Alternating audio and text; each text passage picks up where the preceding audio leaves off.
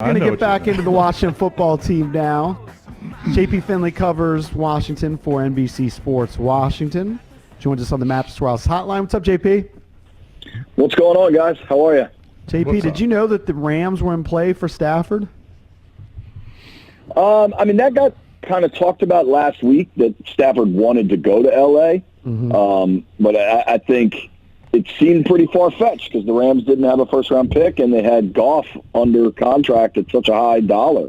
So I think most folks – I even tweeted about it last week. I was like, I get Stafford wanting to play for McVay. I just don't see how L.A. pulls it off. Fast forward to Saturday night, L.A. pulled it off. That's a big boy offer. It is. Man. Yeah, it is, for sure. So where does that leave Washington? Because obviously Deshaun would be ideal, but that just seems like it would cost you everything, and it doesn't seem like they're inclined, at least publicly, to make that move. So now you're kind of in no man's land right now. Kind of back to where we've been for 30 years, honestly. Yeah. It's tough because Stafford was the one thing that seemed realistic. And whenever these situations get floated about, they always seem unrealistic, and Washington always ends up coming up short. I do think there's a path. I don't know if you guys know John McClain. He's covered the Texans forever. He's a Houston Chronicle reporter. Mm-hmm. He had a tweet over the weekend that said, all right, here's what Houston would want: 2 1s, 2 2s, and 2 defensive starters. Now, obviously, the Jets and the Dolphins are favorites in this thing for a reason because they both have 2 first-round picks this year. Miami has 2 second-rounders. The Jets have 1 second-rounder, 2 thirds. They could also send young quarterbacks and Darnold and Tua. But if Houston wants 2 defensive starters, that kind of puts Washington in a position of strength.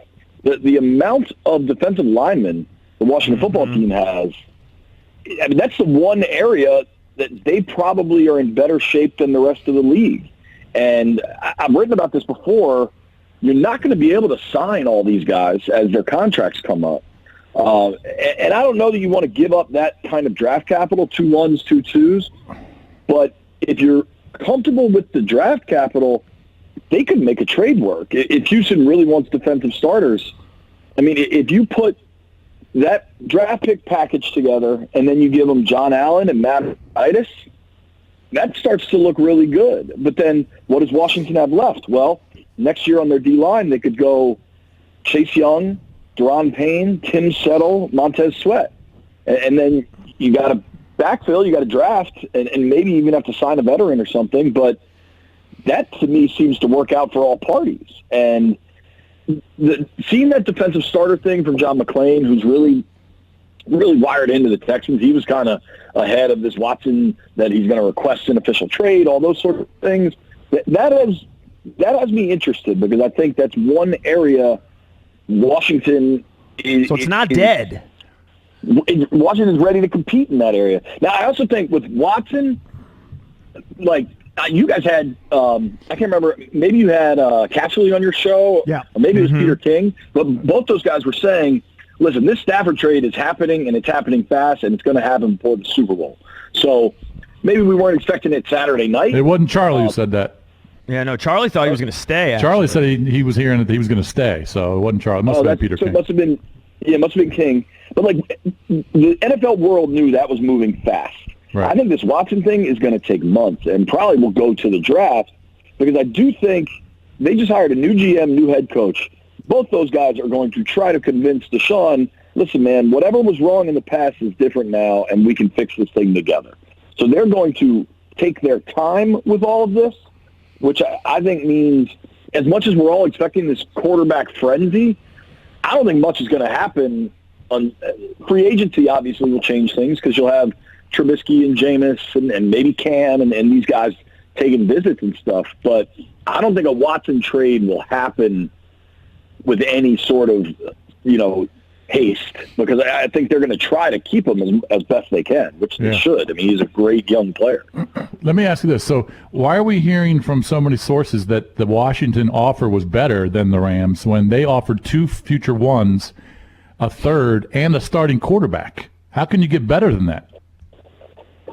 I think better is relative. I think Washington's offer was more immediate because, I mean, the Rams' first rounders aren't until 22 and 23. And I'm confident that Washington's was this year. And I have not heard they went to 2 first rounders. And if they did, that seems reckless to me, honestly. I don't think – listen, the Rams were in the Super Bowl 2 years ago. They won a playoff game this year on the road. They beat Russ Wilson in the playoffs and gave the Packers a pretty solid run. So I think there's a little bit of, I call it Ashburn syndrome. I think fans are overestimating what Washington is, and I think L.A. is legitimately a quarterback away from being a real Super Bowl contender. I don't know that Washington is. As much fun as the second half of the season was, and I know they finished 5-2, they still went 7-9. There's still some major holes offensively all over the field, and as good as that defense played in the second half of the season, you got to consider who they were playing against too. There was some Ben DiNucci's, some Ryan Finlay games. So I just think L.A. is in a position to go all in for a quarterback. I don't know that Washington is, and I don't think they could go to 2-1. I really don't. JP, what's your best guess on how the Alex Smith scenario plays out? It's clear he wants to come back and play. We don't know exactly what Rivera wants from him as far as him going forward, starting, whether he wants him maybe as a mentor to a younger quarterback. I don't think Alex would want to do that at this point in his career. How do you see this unfolding with Alex Smith? So, Case, I in the last week I've had a couple conversations.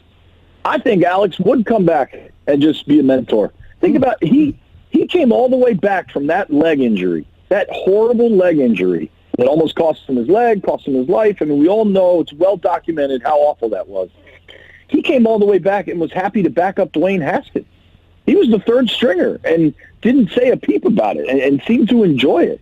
So I do think you have to figure out the money, and that the money could always be a sticking point and a changing point, because I think the only way you can bring him back is at a pretty significant cost reduction.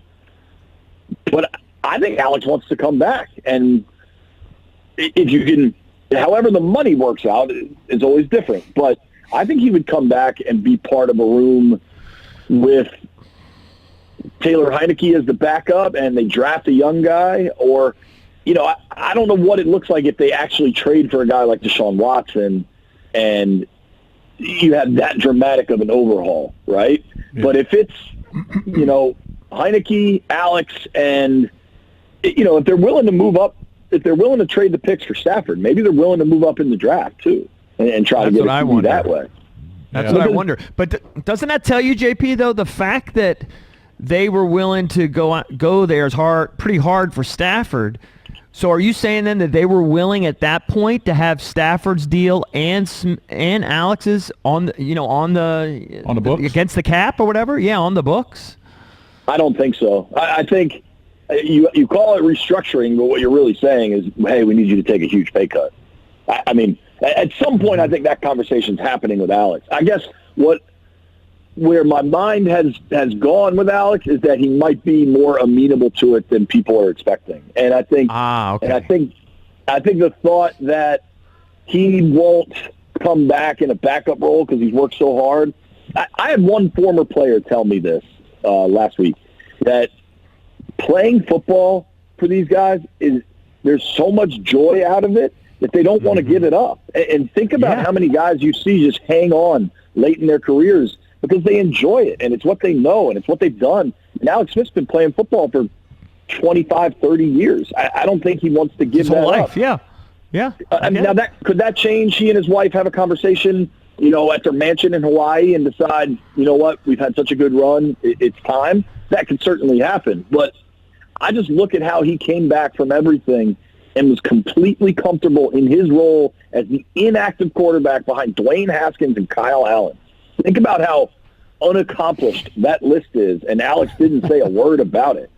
So I don't think coming back next year, and whether it's with, we can throw any hypothetical we want, whether it's with Sam Darnold, Deshaun Watson, Zach Wilson, whoever you want to throw in there, I don't think he would look at it as, oh, I'm better than this. That's just kind of not who he is. So Right, and especially after his comments where he talked about how he wants to go snowboarding and skiing and playing, like, he feels like a kid again. I mean, this guy wants to play. And I agree, JP. I think he could be in play as a backup or a starter if you're grooming a guy. But Rivera did say 2 days after the season, maybe it was the next day after they lost to Tampa, he said, my number one priority is to figure out the quarterback position. And if he had Alex Smith under contract and he's planning on playing Smith, he would never have said that. So he's obviously going to go in another direction. Yeah, but maybe to keep him as a backup. I don't think Alex at 24 mil on the cap is happening. I don't think that's happening in any capacity. I mean, Alex at 2 mil, who's just a veteran leader, part of your QB room, I can see that happening. But so much of this will be determined on what shakes out. The one thing I think Heineke will be back as a backup. I really do. I don't know what that means for Kyle Allen. I don't know that you bring both those guys back. I think Heineke showed more in his 5 quarters of play than Allen did. Allen, Allen's a little bit bigger, probably a little bit stronger arm, but I think Heineke showed an understanding of NFL quarterback play on an intuitive level that was really impressive. I just don't think you can count on him to stay healthy. The track record doesn't support that. I think he'll be back as a backup. And I don't know what's going to happen. They wanted Stafford. They really did. And now he's in L.A. So it's kind of back to the drawing board. I think if Watson actually becomes available, I would push all in on that. I really would. And the other names I'm curious about. What about Trubisky? JP keeps throwing out there Trubisky. It's a possibility. Certainly he'll be available. That is not something I'm interested in. I know he played much better in the second half of the season than he really has his whole career. I don't know. I'm not a Mitch guy. What about Matt Ryan? Atlanta's going into a complete rebuild. They got a new GM, new head coach. Are you bringing that situation back, or are you going to draft a young guy? I'd be curious about that. What is Dallas finally going to pay Dak? I mean, there are other situations that we'll find out about. I think with a decreasing salary cap, especially the cap's going to drop from 200 mil probably down below 180. I think you're going to see more veteran players get squeezed and get released. And I think that first week of free agency, maybe even the first couple weeks of free agency, is going to be fascinating. And we'll have a much better lay of the land quarterback-wise before we get to the draft. And I mean, say the Jets pull off this huge trade and they send Darnold to Houston, then all of a sudden the number 2 pick is in play for one of these quarterbacks. There's a lot of moving parts that'll still, I think, play out over time. The Stafford thing was happening on the double. That was happening on the express. I think everything else is going to move kind of at a much slower pace. Right. Why does everybody laugh when I mention Gardner Minshew? If you look at Gardner Minshew's numbers, JP, they're shocking. They're pretty good. The numbers are shocking. But what are you going to give up for? He's an accurate passer.